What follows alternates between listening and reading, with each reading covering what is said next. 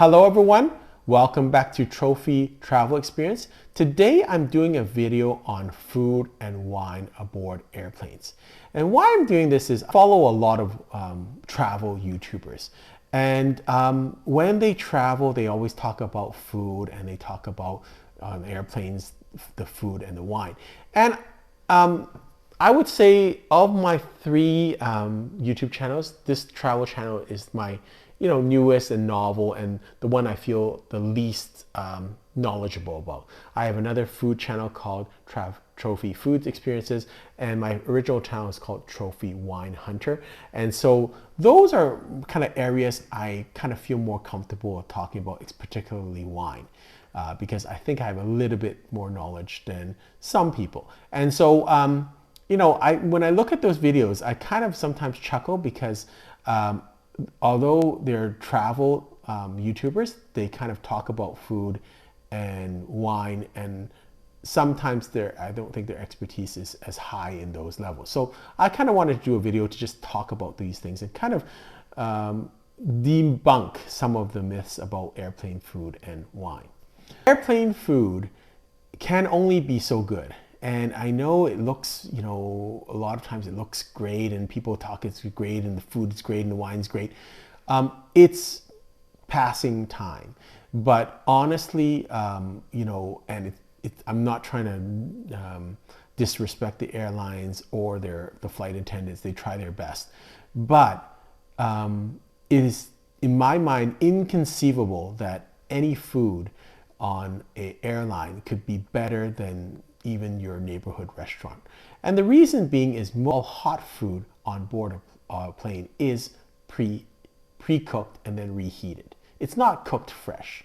Even with those airlines that have their own chefs, they don't have a kitchen that they're cooking. They have a heater that they reheat things on, and then they kind of will plate them. That's the extent of it. So if you think about it, any meal that you're being served, hot meal that you're being served on a plane, has been heated for minimum 2 hours because it has to keep it warm for that period of time. It can't be raw because they don't have burners on there to cook. And you can only be so good by reheating the food as compared to any restaurant that you have on land, even your lounge, airline lounge. The food is cooked there, brought out right away and fresh. So that's kind of my point.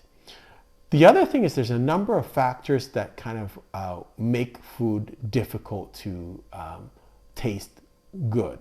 One of them is air pressure. So the air pressure in an airplane is much lower, and that basically desensitizes your taste buds, so you can't really taste sweet and salty. Airlines make up for this by basically making their meals more salty and more sweet. And so when you have a meal and you think it's bland and you put more salt and pepper on it, you're actually kind of doubling the salt.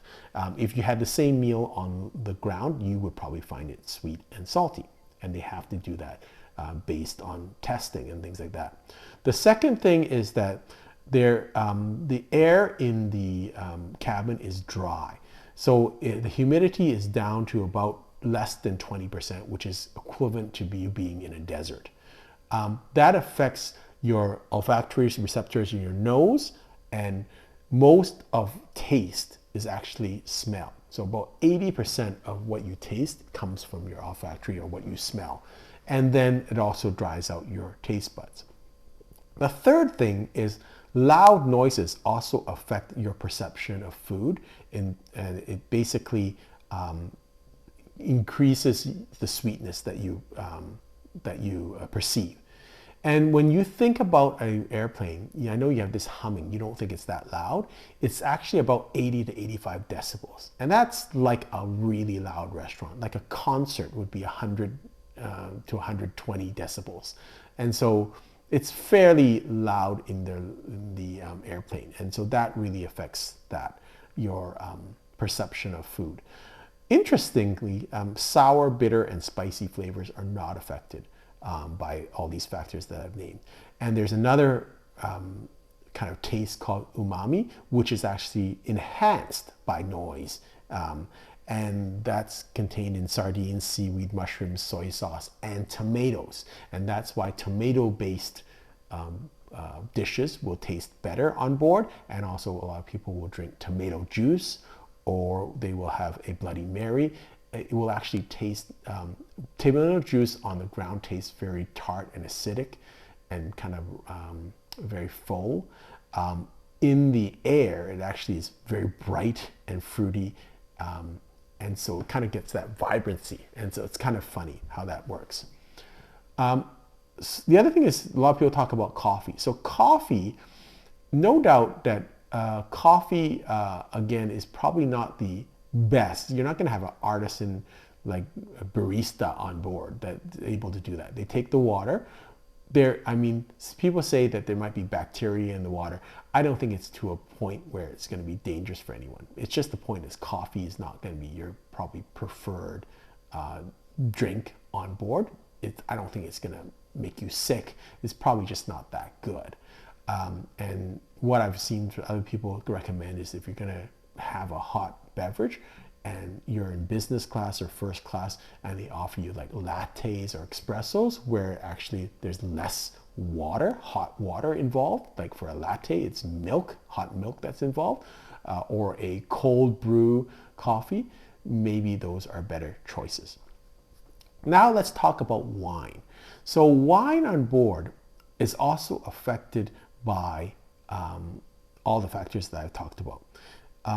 So it's funny because of the humidity, the air pressure, and the noise, wines that are really good, that are what they call balanced on land, are going to taste unbalanced in the air.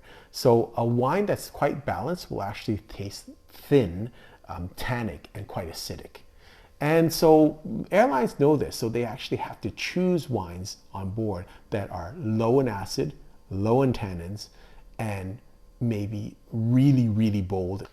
Why this happens is I think that your taste buds dry, and that what kills what they call the mid palate of the wine. So the wine actually starts to taste hollow. And so a really nice wine, like a really nice Bordeaux wine on land, will now be more tannic, which is, it already is tannic, and it will taste thin, which is not a very good characteristic. It will actually start to taste bitter in your mouth. So how the airlines know this, and they deal with this by selecting more low acid, low tannin wines. And I've always wondered about that previously, not knowing this. I'm thinking, well, I look at the wine list, I go on business class or first, and I say, well, why is the wine so lousy in a way, right? They're not like the Bordeaux's and things like that. It's because they have to choose certain wines that will taste better on board. And so kind of people get excited about going on board. Just to let you know, from a kind of person that drinks is a wine enthusiast, if you're in economy, you're not missing out on anything. So if you like drinking wine, that's great, have your wine in economy. But if you don't drink wine, there's nothing you can learn from those wines. Those wines are going to be like under $20 wines locally. When you go on business class, for most airlines, and I would exclude things like Air France and Emirates and maybe Singapore Airlines and ANA, but most airlines, North American airlines, their business class wine selection is really just okay. They might have wines between $20 to $50. Again, if you're not a real wine drinker and you just want to try stuff, I think it's a good opportunity.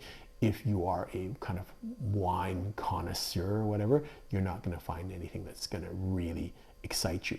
And in the first class level, you will have really good wines. Most common wine product that is on board is usually champagne, but champagne is very acidic. So one kind of word that I have, advice that I have to people, if you get on board and you want to have like the best or get your money's worth, champagne is usually the most expensive of the wine or still wine products that you can get.